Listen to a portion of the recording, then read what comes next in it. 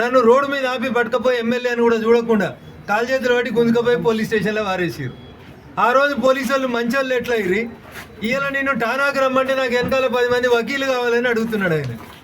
ఏం తప్పు చేయకపోతే నువ్వు కడిగిన ముత్యమే అవుతుంది, కేసు లొట్ట పీస్ కేసే అయ్యే, మరి ఎందుకు భయపడుతున్నావు కేటీఆర్? ఇలా హైకోర్టు కూడా ఎఫ్ఐఆర్ని కొట్టేయమన్న మీ వాదనని కొట్టేసింది. అంటే దాని అర్థమైంది, మీరు ఇన్వెస్టిగేషన్కి సహకరించుండ్రి, లేదా హైకోర్టు తీర్పు నచ్చకపోతే సుప్రీంకోర్టుకు పోండ్రి.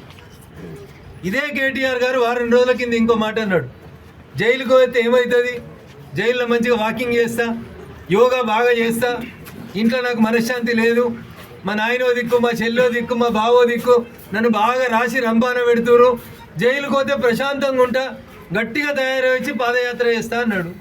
పోయిరాండి, మరి జైలు కూడా ఎట్లుంటుందో చూసిరాండి.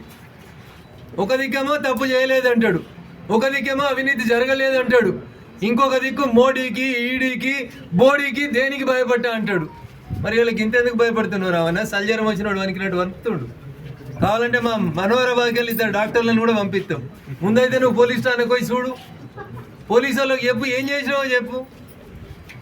దేశం మీద చర్చిస్తా, దేశవ్యాప్తంగా చర్చ జరగాలి అన్న నీ కడుపునొస్తే ఊరందరి కడుపునొయ్యాలి. మరి ఆ రోజు పోలీసు వాళ్ళు తప్పు చేసిరని మేము అన్నామా? పట్టుకపోతే పోయినాం, కేసులు పెడితే కోర్టుకు తిరుగుతున్నాం. ఎక్కడన్నా దేశంలో కేటీఆర్ నువ్వు చెప్పాలి, దొంగలెంబడి వకీళ్ళు వస్తారా పోలీస్ స్టేషన్కి? అట్లా పోతే ఇక దొంగతనమే చేయలేదంటాడు, కాలు మీద కాలేసుకొని కూర్చుంటాడు, మా వకీల్ సాబ్ చెప్తాడు అని చెప్తాడు.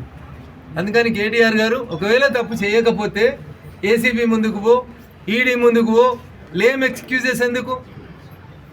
అంతర్జాతీయ స్థాయిలో అమెరికాలో, కెనడాలో, దుబాయ్లో 30 ఛానల్ కాదు 300 ఛానల్ పెట్టుకున్నాడు. నెలకు 3 కోట్లు 30 కోట్లు ఖర్చు పెట్టి ఇక కేటీఆర్కి ఏదో అన్యాయం జరిగింది. ఏం అన్యాయం జరిగిందన్న?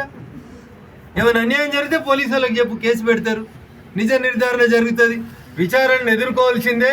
చట్టం ముందు అందరూ సమానమే కాబట్టి కేటీఆర్ గారు మీరు ముందు పోయి పోలీసు వాళ్ళకి సహకరించండి, చట్టానికి సహకరించండి అనేది ఈ సందర్భంగా ఒక పార్లమెంట్ సభ్యుడిగా నేను ఆయనకి చెప్పేటువంటి సలహా. 10 ఏళ్ళు నువ్వు అధికారంలో ఉండి చేయని తప్పుకు మా అందరినీ జైళ్ళలో పెట్టి ఇలా నువ్వు ఇట్లా అరుస్తే దొంగ దొంగ దొంగ అని అరిచినట్టు ఉంటుంది తప్ప ఇంకొకటి కాదు. కాబట్టి పోలీసు వాళ్ళకి ముందు పోయి చెప్పు, నేను మిమ్మల్ని అనుమానపడుతున్నా, నాది తప్పైంది అని చెప్పు. గేట్ కాడికి వచ్చాడు టీవీ ఛానల్ వాళ్ళని పిలిచి 40 నిమిషాలు డ్రామా చేయొచ్చింది. ఇదే డ్రామా లోపలికి పోయి చెప్పొచ్చు కదా, నేనేం తప్పు చేయలేదు, నేను శ్రీరామచంద్రుడిని అని చెప్పొచ్చు కదా. కాబట్టి టీఆర్ఎస్ పార్టీ పెద్దలారా, ఎవరెవరు తప్పు చేశారో మీకు తెలుసు. కేసులు రిజిస్టర్ అయితే చట్టానికి సహకరించండి. నా మీద చాలా కేసులు పెట్టింది టీఆర్ఎస్, మేము సహకరించలేదా?